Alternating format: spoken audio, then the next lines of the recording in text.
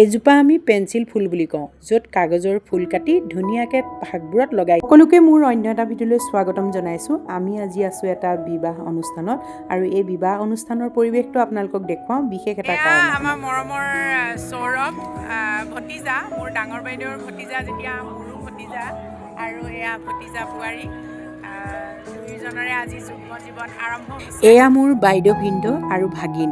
ভিনদেউৰ এটা tent house আছে আৰু সেই টেণ্ট হাউচৰ পৰাই আজিৰ এই বিবাহ মণ্ডপটো সাজি উলিয়াইছে। খুব কম খৰচত সুন্দৰ এটা বিবাহ মণ্ডপ সাজি উলিয়াইছে। আপোনালোকক মই ইয়াৰ ভিতৰে বাহিৰে পৰিৱেশটো দেখুৱাওঁ আৰু এইখিনিতে এটা কথা কৈ থওঁ, যিসকলে লখিমপুৰৰ ওচৰে পাঁজৰে আছে তেখেতসকলে মই ডেছক্ৰিপশ্যনত ভিনদেউৰ কণ্টেক্ট নাম্বাৰটো দি দিম, আপোনালোকে যোগাযোগ কৰিব পাৰিব। যদি আপোনালোকে বিচাৰে কম খৰচত এটা ধুনীয়া বিবাহ মণ্ডপ তৈয়াৰ কৰিবলৈ, তেতিয়াহ'লে আপোনালোকে ভিনদেউৰ লগত যোগাযোগ কৰিব পাৰিব। এয়া দৰা কইনাৰ প্ৰি ৱেডিঙৰ এখন ফটো। এই ফটোখনো সুন্দৰকৈ সজাই ৰাখিছে একেবাৰে গেটৰ সন্মুখত। তাৰপাছত এতিয়া আপোনালোকক একদম ভিতৰলৈ লৈ যাওঁ। বিয়াঘৰৰ পদূলিটো যথেষ্ট দীঘলীয়া, সেইকাৰণে এয়া পদূলি মুখৰ পৰাই ধুনীয়াকৈ সজাই তোলা হৈছে।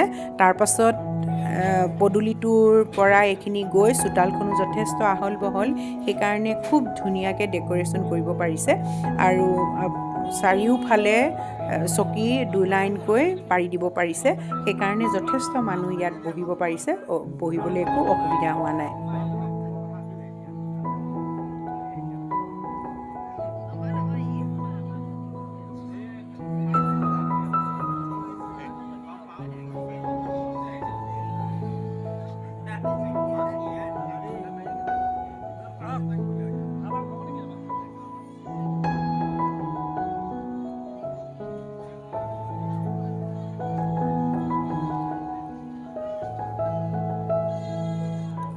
তাৰ স্মৃতি হিচাপে দৰা কইনাৰ লগত ফটো এখন সকলোৰে তুলিবলৈ মন যায় আৰু এয়া অৱশ্যে তেওঁলোকৰ ঘৰৰ সদস্য, দৰাৰ জেঠায়েক, পেহীয়েক আৰু ভনীয়েক।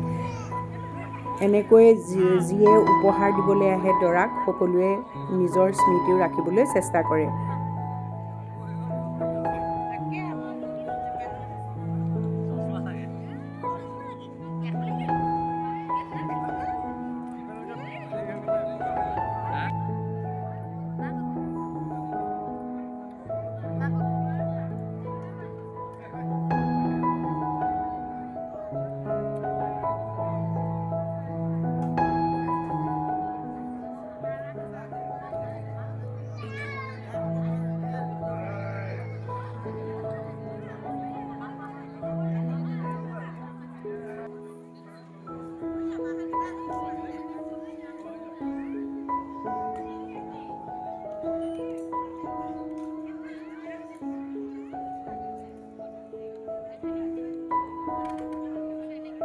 আৰু এয়া কইনাৰ কাষতে দৰাৰ মাক।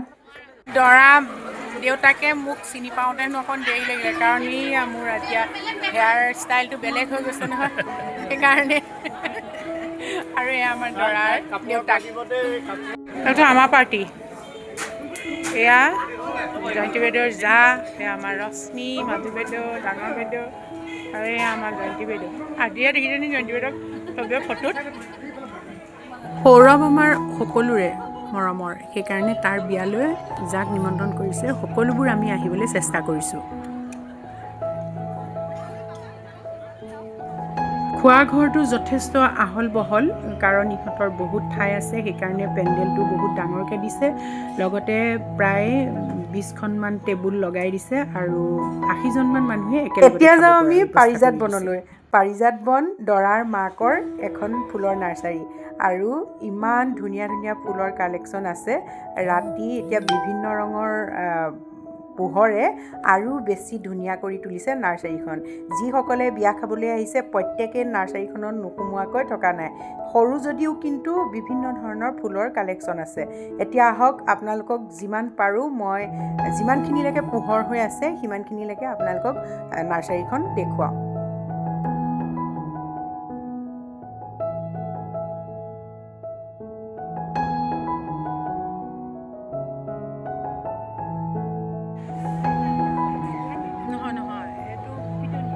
জাৰ বেৰা।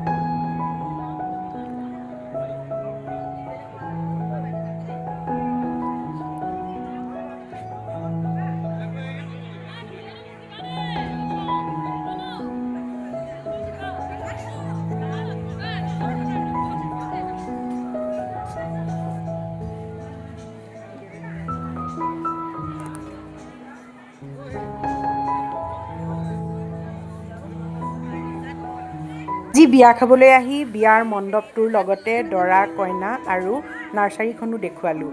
আজি আমাৰ এই দৰা কইনাহালক আপোনালোকে কাজলি ভৰাই আশীৰ্বাদ কৰিব, তেওঁলোকৰ দাম্পত্য জীৱন সুখৰ হ'বলৈ আৰু আনন্দৰে থাকিবলৈ, লগতে পৰিয়ালটোকো আশীৰ্বাদ কৰিব। যেতিয়া ক'ৰবাত বিয়া খাবলৈ বা সকাম খাবলৈ বা বিভিন্ন অনুষ্ঠানত যাওঁ তেতিয়া স্মৃতিবোৰ লগত লৈ আহোঁ এনেদৰে ভিডিঅ' আকাৰে আৰু আপোনালোকৰ মাজত শ্বেয়াৰ কৰোঁ। মোৰ আজি এই ভিডিঅ'টো চাই যদি আপোনালোকে ভাল পালে তেতিয়াহ'লে লাইক, কমেণ্ট আৰু শ্বেয়াৰ কৰিব। লগতে আৰু এটা কথা কওঁ, যদি আপোনালোকে লখিমপুৰৰ ওচৰে পাঁজৰে এই মণ্ডপটো বিচাৰে তেতিয়াহ'লে মই তলৰ ডেছক্ৰিপশ্যনত ইয়াৰ ফোন নাম্বাৰ দি থৈছোঁ, আপোনালোকে স্বত্বাধিকাৰৰ লগত যোগাযোগ কৰিব পাৰিব। আজিলৈ সামৰোঁ। ভিডিঅ'টো চোৱাৰ বাবে সকলোকে ধন্যবাদ জনাইছোঁ।